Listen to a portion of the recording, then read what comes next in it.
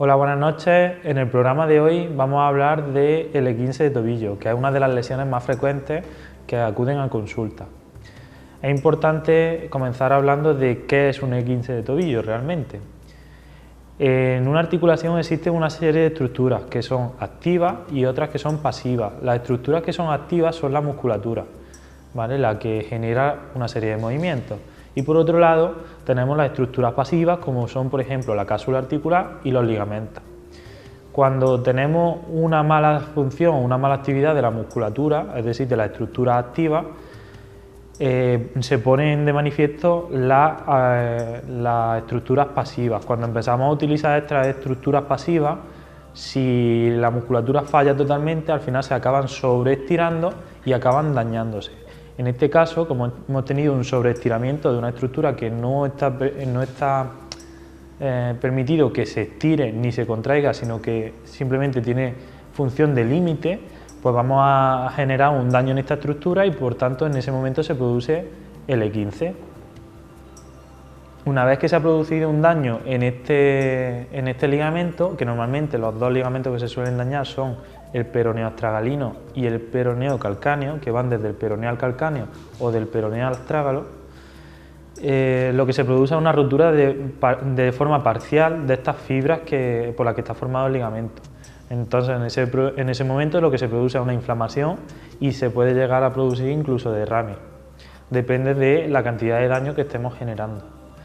Cuando se produce esta rotura o este daño en el ligamento, hay una inflamación y la inflamación va a depender de la cantidad de daño que se haya producido en el ligamento o de cómo esté en ese momento ese ligamento o ese cuerpo. Es decir, hay veces que habrá muy poco daño y se produzca una inflamación muy grande, y habrá veces que hay un daño muy grande y no hay apenas inflamación, no tiene nada que ver.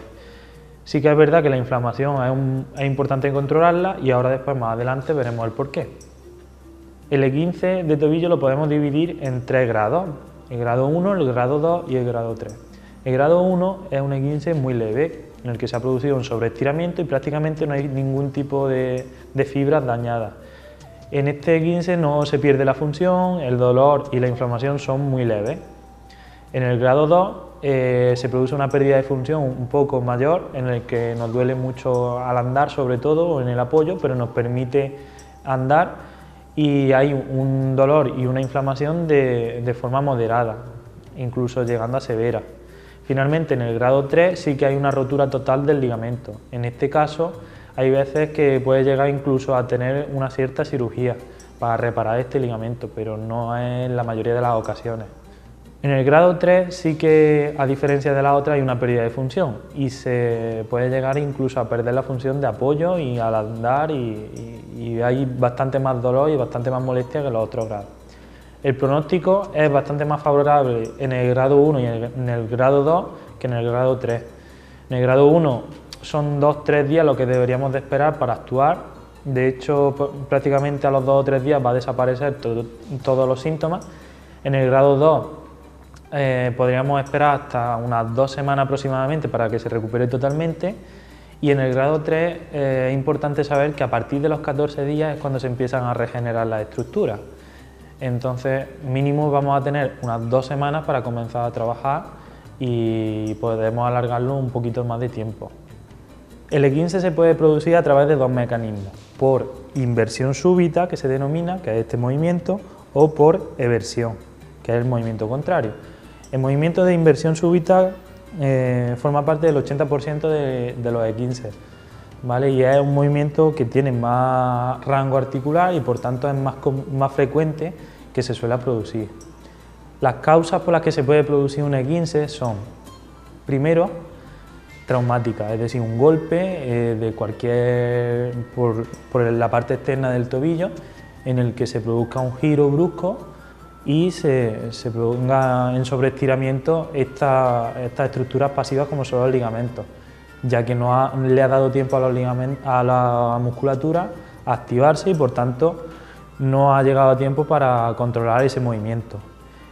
Por otro lado, tenemos un déficit de la musculatura, no solamente por nivel traumático, sino que no tenemos una musculatura competente que sea capaz de contrarrestar esa serie de movimientos que vamos realizando a lo largo del día cuando vamos andando. Entonces, al no contrarrestar esos movimientos, puede que nos estemos generando un daño en la articulación. Además de un déficit en la musculatura, podemos tener también una mala propiocepción, es decir, no tener constancia suficiente de cómo se mueve nuestro tobillo, bien por haber cambiado de zapatillas, por realizar un mal entrenamiento o simplemente por habernos equivocado incluso a la hora de elegir el terreno sobre el que vamos a entrenar. También tenemos otra serie de componentes como son el componente metabólico, es decir, la forma en que está hidratado ese ligamento, por ejemplo, o de cómo está compuesto, e incluso el componente genético, que es bastante importante. En esto podemos hablar de las personas que son hiperlaxas, es decir, las que tienen un ligamento que se estira más de lo que debiera, entonces tenemos menos estabilidad en esa articulación y van a tender más a que se produzca este esguince. Y otro componente fundamental es la mala suerte.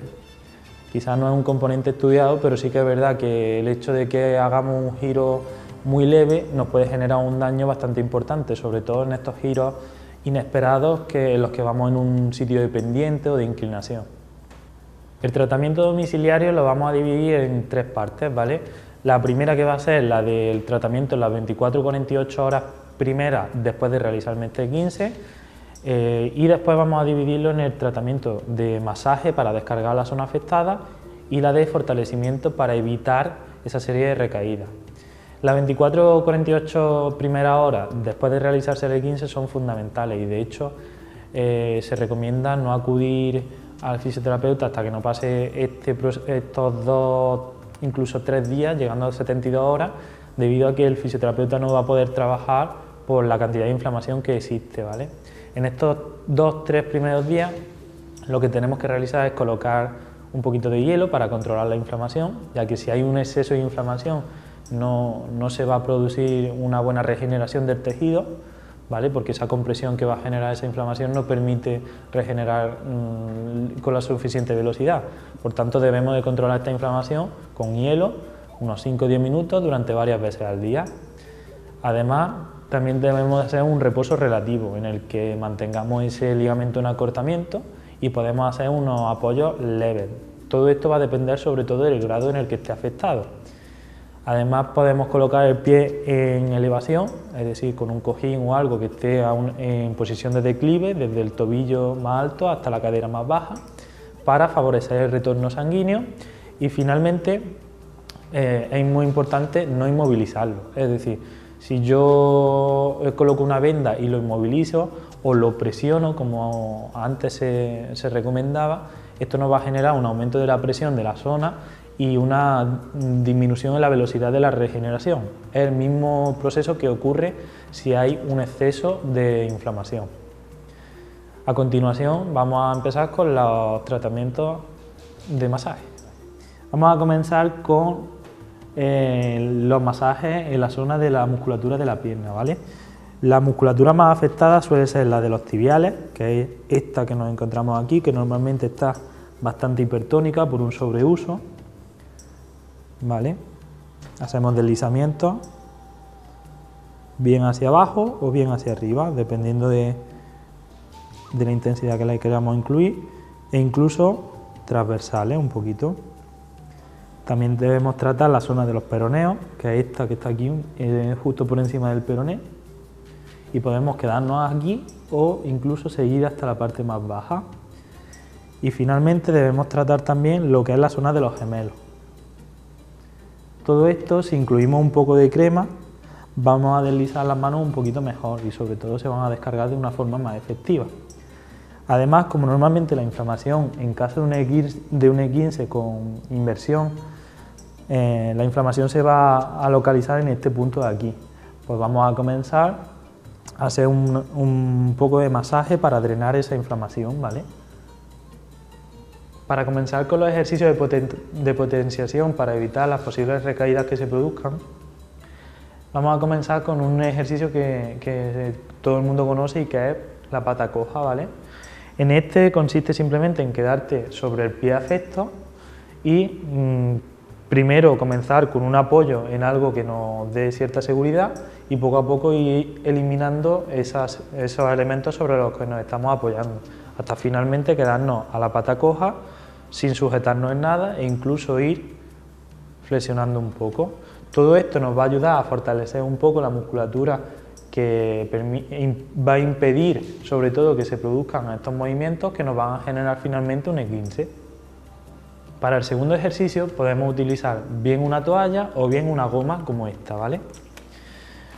Nos colocaríamos la goma en la parte del pie, en la parte del arco plantar, y lo que haríamos serían movimientos de flexión, ¿vale? Y de inversión o eversión. En los primeros días, como el movimiento de inversión seguramente, porque es el esguince más frecuente, va a estar bastante dolorido, bastante limitado, vamos a tratar de quedarnos en rangos, por ejemplo, que no nos duelan, más suaves, ¿vale? Y luego también tendríamos que hacer con otro ángulo el ejercicio de flexión, pero este incluso lo podemos hacer sin toalla y sin goma porque es bastante fuerte cuando ya llevamos varias repeticiones. Y el último ejercicio que tendríamos para potenciar esta musculatura sería el de colocarnos de puntillas, ¿vale? Volvemos a bajar y volvemos a subir, ¿vale? Con este ejercicio no solamente estaríamos trabajando la musculatura extensora del pie, sino que también estaríamos trabajando todos los estabilizadores, tanto tibiales como peroneos. Vamos a finalizar con una serie de preguntas que son bastante frecuentes cuando se acude a consulta. Una de ellas es que si no hay dolor, yo sigo teniendo el E15. Efectivamente, hay veces que no hay dolor, pero eso no quiere decir que no tengas daño. Entonces vamos a tener que hacer un cierto reposo de algunas actividades y evitar ciertos movimientos, sobre todo al principio. Una vez que ya han pasado las 2 semanas aproximadamente, el daño es prácticamente inexistente. Otra pregunta bastante frecuente: después de tener el E15, ¿es necesario que utilice tobillera? Pues la tobillera no es necesaria, siempre y cuando te hayas puesto en manos de un buen profesional o hayas realizado unos ejercicios de forma correcta y que hayas recuperado totalmente tanto los grados de movimiento que tiene que tener tu tobillo, así como hayas disminuido todo tu dolor y tengas una musculatura lo suficientemente fuerte como para evitar que te vuelva a pasar, que ese es uno de los problemas que tienen los E15, es que vuelven a recaer. ¿Cuándo debes acudir a consulta también? A consulta se debe acudir en caso de que vuelvas de nuevo a recaer, es decir, en caso de que vuelva a aparecer un dolor más agudo y siempre y cuando el dolor no disminuya, sino que todo lo contrario, se mantenga o incluso aumente. Yo recomiendo ponerse en manos de un profesional desde el principio para que el profesional vaya guiando sobre todo cuál va a ser el proceso y cuáles van a ser los ejercicios que debe hacer de forma diaria y domiciliaria. Hasta aquí el consejo domiciliario de hoy. Nos vemos en el próximo programa, espero que os haya gustado y no dudéis en preguntar si tenéis alguna duda.